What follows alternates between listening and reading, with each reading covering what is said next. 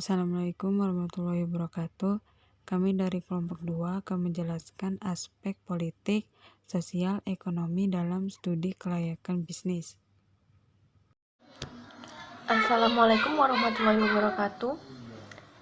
Saya Maya Apridia, NIM terakhir 048, akan menjelaskan mengenai aspek politik dan pengaruh aspek politik dalam kelayakan bisnis. Adanya isu, rumor, spekulasi yang timbul akibat kondisi politik yang diciptakan pemerintah akan mempengaruhi permintaan dan penawaran suatu produk, baik itu barang maupun jasa. Dalam menganalisis kelayakan bisnis, hendaknya aspek politik perlu dikaji untuk memperkirakan bahwa situasi politik saat bisnis dibangun dan diimplementasikan tidak akan sangat mengganggu sehingga kajian menjadi layak. Situasi politik dapat diketahui melalui berita-berita dan media massa. Berita tersebut terbagi dua, yaitu good news dan bad news. Di dalam bisnis, good news dimaknai dengan berita-berita yang dapat diterima pelaku pasar tentang berbagai faktor atau kondisi suatu negara yang berhubungan dengan dunia investasi, yang dinilai mendukung dan memiliki potensi mendatangkan keuntungan bagi dunia investasi. Jadi good news diharapkan oleh pasar karena dampaknya menguntungkan dunia investasi. Beberapa contoh disajikan berikut ini.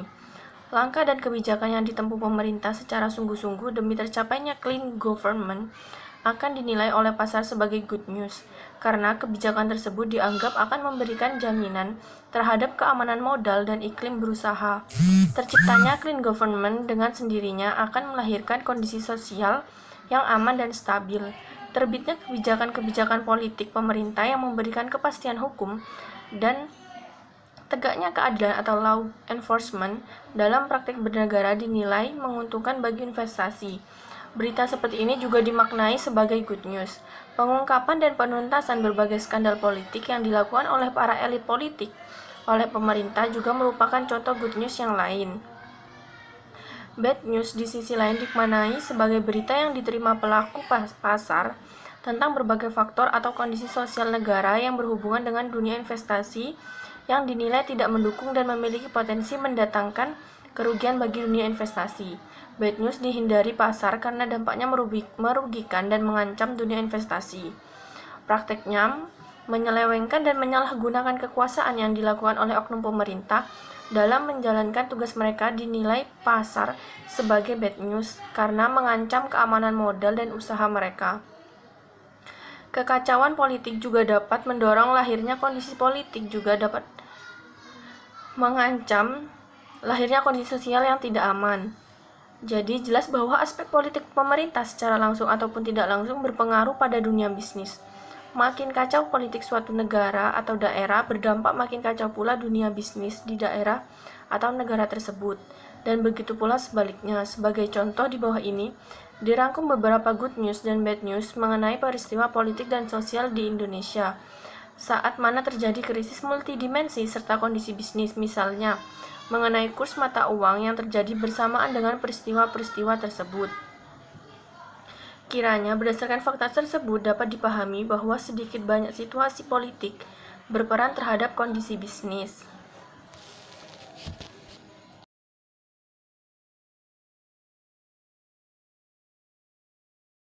Assalamualaikum warahmatullahi wabarakatuh. Saya Romatul Uman NIM 043. Saya akan menjelaskan aspek sosial dalam kelayakan bisnis. Kepedulian pada faktor sosial menjadi hal penting. Hasil produk dan jasa wajib memperhatikan akan budaya masyarakat setempat karena setiap budaya memiliki ciri khas yang berbeda. Tujuan perusahaan adalah untuk mencari keuntungan sebanyak mungkin, tetapi perusahaan tidak bisa hidup sendiri. Perusahaan berdampingan dengan komponen lain dalam suatu tatanan kehidupan yang pluralistis dan kompleks. Salah satu komponen yang dimaksud yaitu lembaga sosial, sehingga dalam rangka keseimbangan, hendaknya perusahaan memiliki tanggung jawab sosial. Yang pertama, perusahaan sebagai lembaga sosial.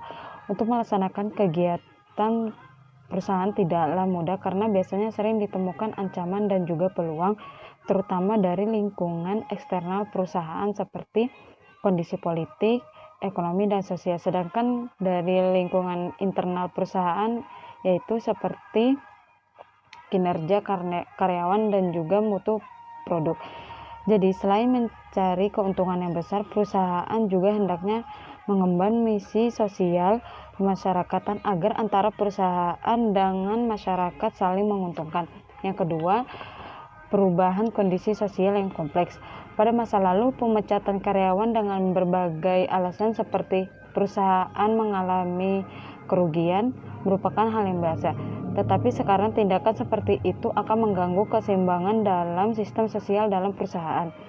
Hal ini dikarenakan meningkatnya kualitas SDM, kemajuan bidang teknologi dan ilmu pengetahuan, serta pengembangan pasar yang sudah harus dilayani oleh banyak perusahaan dan juga adanya sistem sosial yang bersifat pluralistik di mana tugas sosial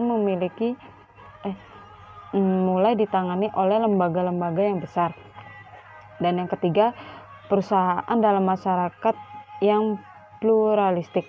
Masyarakat pluralistik adalah sebuah kehidupan berbagai kelompok yang mempengaruhi lingkungan perusahaan dalam mendapatkan harapan sosial, ekonomi, atau politik. Dalam sistem sosial yang kompleks seperti saat ini, kelompok-kelompok masyarakat yang terlibat di dalamnya sudah banyak, sehingga hubungan antara yang satu dengan yang lainnya menjadi kompleks. Berkaitan dengan hal yang di atas, hendaknya bisnis memiliki manfaat sosial yang diterima oleh masyarakat, yaitu seperti membuka lapangan kerja, melaksanakan alih teknologi, meningkatkan mutu hidup, dan pengaruh positif. Sekian dan terima kasih.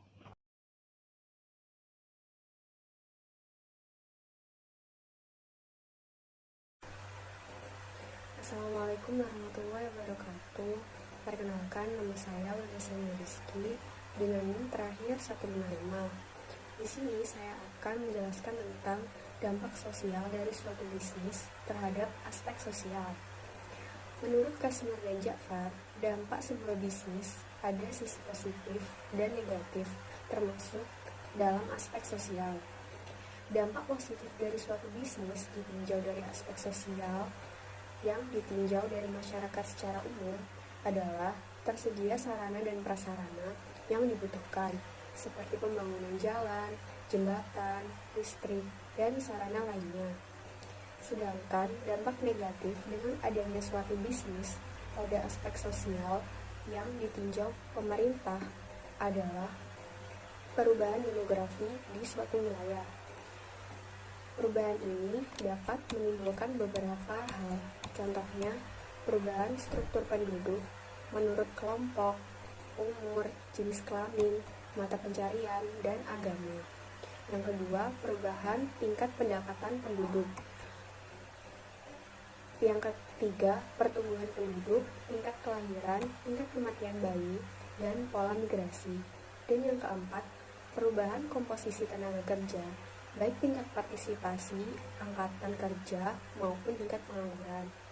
Yang kedua, adanya perubahan budaya yang menimbulkan terjadinya yang pertama, kemungkinan perubahan kebudayaan melalui perubahan adat istiadat, nilai, dan norma budaya setempat.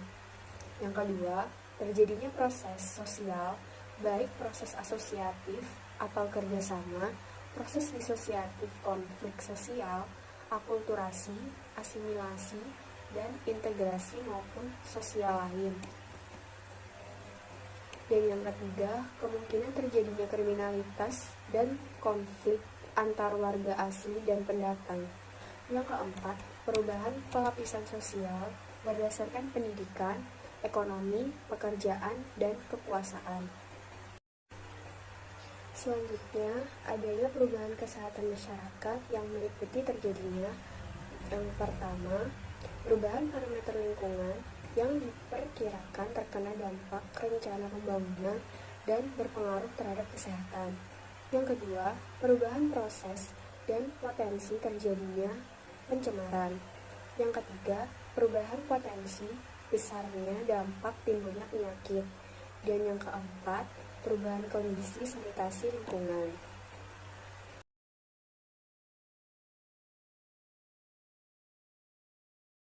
Selanjutnya, aspek dan hambatan di ekonomi. Aspek-aspek penilaian manfaat dan biaya suatu bisnis dapat ditinjau dari yang pertama, sisi rencana pembangunan nasional. Analisis manfaat bisnis ditinjau dari sisi ini dengan maksud agar bisnis ini dapat memberikan kesempatan kerja bagi masyarakat, menggunakan sumber daya lokal, menghasilkan dan menghemat devisa, dan menambah pendapatan nasional. Yang kedua, sisi distribusi nilai tambah. Yang ketiga, sisi tenaga kerja. Yang keempat, sisi keuntungan ekonomi nasional. Yang kelima, sisi pengaruh sosial. Dan yang keenam, sisi manfaat atau biaya sosial. Selain itu, beberapa hambatan bagi pembangunan ekonomi yang biasanya dapat berupa: yang pertama, ada iklim tropis. Iklim tropis mengakibatkan terjadinya lingkungan kerja yang panas dan lembab, sehingga menurunkan usaha atau gairah kerja manusia, banyak muncul penyakit, serta membuat pertanian kurang menguntungkan. Yang kedua, produktivitas rendah. Hal ini disebabkan oleh kualitas manusia dan sumber daya alam yang relatif kurang menguntungkan. Yang ketiga, kapital sedikit. Hal ini disebabkan oleh rencana produktivitas yang berakibat pada rendahnya pendapatan negara, sehingga tabungan sebagai sumber kapital juga rendah. Selanjutnya, nilai perdagangan luar negeri yang rendah. Hal ini disebabkan negara miskin mengandalkan ekspor minyak mentah yang mempunyai elastisitas penawaran permintaan atas perubahan harga yang inelastis dalam jangka panjang yang mengakibatkan kerugian. Selanjutnya ada besarnya tingkat pengangguran. Hal ini disebabkan karena banyak tenaga kerja yang pindah dari desa ke kota, dan kota tidak mampu untuk mengimbanginya sehingga terjadi pengangguran. Selanjutnya, besarnya ketimpangan distribusi pendapatan. Misalnya, keuntungan lebih banyak dimiliki oleh sebagian kecil atau golongan tertentu saja. Selanjutnya, ada tekanan penduduk yang berat. Hal ini disebabkan naiknya rata-rata umur manusia dibarengi dengan masih besarnya persentase kenaikan jumlah penduduk yang makin lama makin membebani sumber daya lain untuk kebutuhan hidup. Dan yang terakhir ada penggunaan tanah dengan produktivitas yang rendah. Hal ini disebabkan karena sektor pertanian menjadi mata pencarian utama. Di samping itu, kualitas alat-alat produksi, pupuk, teknik pengolahan juga relatif rendah. Assalamualaikum warahmatullahi wabarakatuh. Nama saya Wian Wayu Firmansyah, NIM terakhir 182. Di sini saya akan menjelaskan tentang pengaruh bisnis terhadap aspek ekonomi. Pelaksanaan suatu usaha juga harus memperhatikan aspek ekonomi jika ditimbulkan dari pelaksanaan usaha tersebut. Sehingga jika ditinjau dari sudut ekonomi, apakah pelaksanaan usaha tersebut akan memberikan dampak bagi peningkatan pendapatan per kapita masyarakat setempat, peningkatan pendapatan nasional pemerintah, bertambahnya kesempatan kerja, pengurangan tingkat pengangguran, dan upah tenaga kerja atau UMK. Dampak yang mungkin timbul dengan adanya setiap bisnis yang akan dijalankan atau akan dilaksanakan tersebut dapat berupa dampak positif maupun dampak negatif. Dampak tersebut akan dapat dirasakan baik oleh pengusaha itu sendiri, pemerintah, ataupun masyarakat setempat di sekitar lokasi bisnis tersebut. Karena dalam menjalankan bisnisnya, perusahaan harus memperhatikan keseimbangan kehidupan ekonomi dan sosial, sehingga perusahaan hidup bersama dengan komponen-komponen lain yang berada dalam satu tatanan kehidupan yang kompleks, sehingga perusahaan mempunyai tanggung jawab sosial. Karena selain mencari keuntungan, perusahaan juga mengemban misi sosial kemasyarakatan sehingga dapat hidup saling menguntungkan. Dampak positif dari aspek ekonomi dengan adanya suatu proyek atau usaha, yaitu yang pertama dapat meningkatkan ekonomi rumah tangga. Contohnya, A. Terbukanya kesempatan lapangan pekerjaan bagi masyarakat sekaligus mengurangi angka pengangguran. B.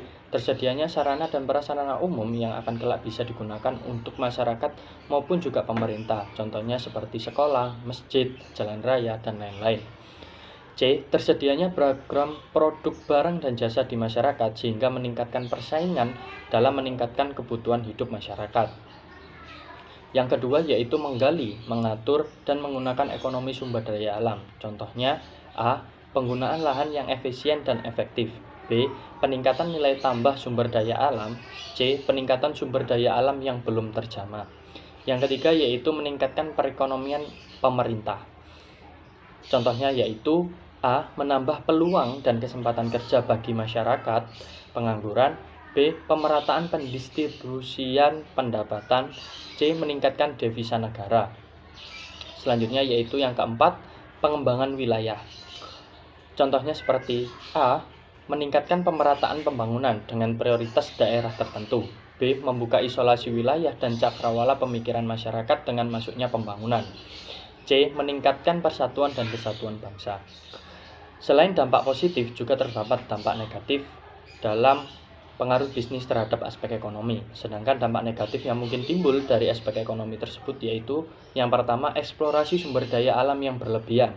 Yang kedua yaitu masuknya pekerja dari luar yang mengurangi kesempatan atau peluang kerja bagi masyarakat sekitar. Sekian presentasi dari saya, kurang lebihnya mohon maaf. Wassalamualaikum warahmatullahi wabarakatuh.